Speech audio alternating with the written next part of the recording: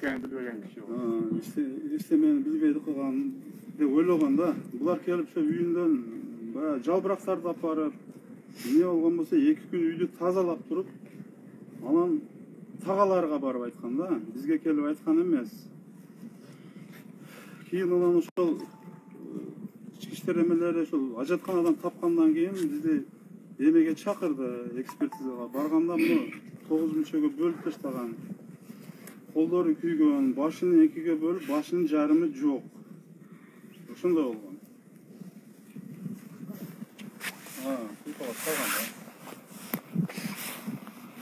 Ошол эле күнү бул өтүргөн күнү келин менен наргы жеңеси ушул биздин үй кабызыбызда жаткан. Кайнагасы келген эртесиге акема келип ушул болгон нерселерди сурап кеткендер. Анан бул 2-нчи күн анан бизге айтылган бул. Бирок биз менен кошулуп ата энеси, ошо акалары дагы издеп жүргөн.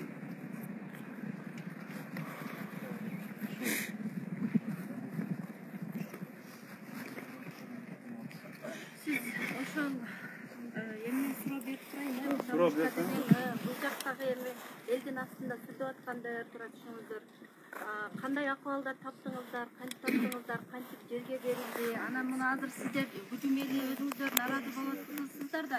Эмне үчүн келмеңиз жоопко тартылбайт экен? Келиңиздерди сиздерде кандай күнөөсү бар деп ойлойсуздар? Ушулар боюнча дагы туура эме айтып кетсеңиздер өзүңүздөрчү. Же буга чейин кандайдыр бир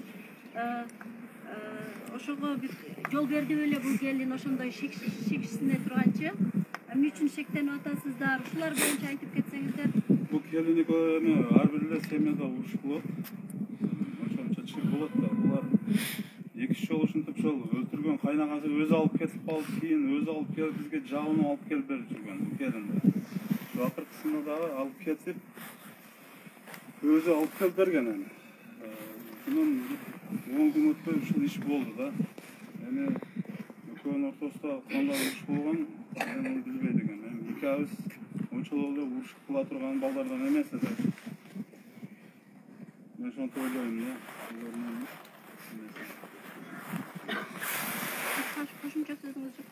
Эми кошумча сөзүм эле ушул келини менен жеңесине барып сурап турат да. Жоопко тартыш керек да. Ошол күнү өлтүргөн күнү ошолордун үйдө жатып атса, ошол үйдөгү нерселерди тазалап, ушундай кылган да. Чакырып сураш керек. Мындан бир суроо берейин. Жогору жака издеп жүрүңүздөр. Жогорудан кабардар болдубу? Мисалы сиздер эмне деп кетсе, Садыр Жапаровго кайрылууңуздар барбы? Камчы Исаевке чебуну канча керек деп кетишке аракет кылсак, ошол сиздер айтып кетсеңиздер. Эми биздин кайрыбыз эле ушул ишти аягына чейин чыгып, ушул ким катышкан болсо ошонун күнөөлөрүн мойнуна алып, жообун алыш керек да. Мен суранарым ушу жогорку жактардан. Шуну чечип беришин каалайм да. Чоңдордун. Элден да сүйлөсүн. Элдерден да сүйлөп берсин. Кимна Мурзаева калбыйчы.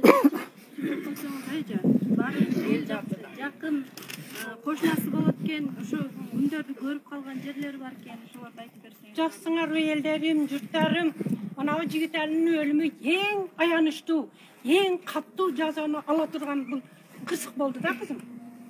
Эң өкүнүчтүүсү ошонун үй бүлөсү, семьясы ошо өлтүргөн кайне, кайнаталары, кайнагалары, аялы, жеңеси бардыгы билип туруп кошо издегендиги деп болуп атат.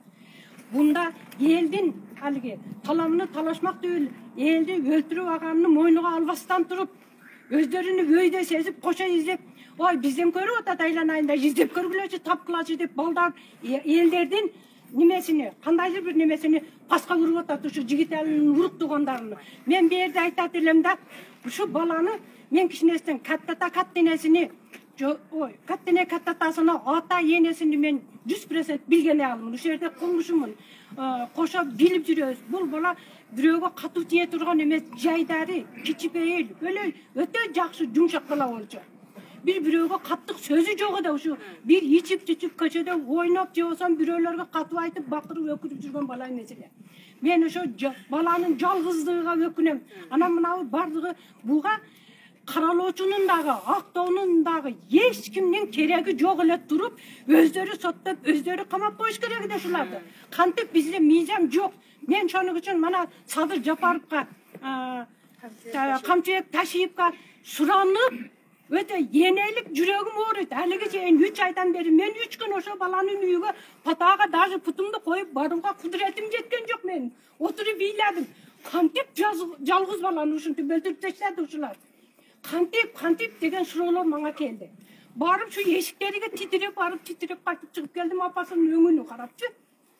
Эми ушуга эч кандай каралуучунун дагы кереги жок, бир башканын кереги жок. Неге иштегендер карап отурат?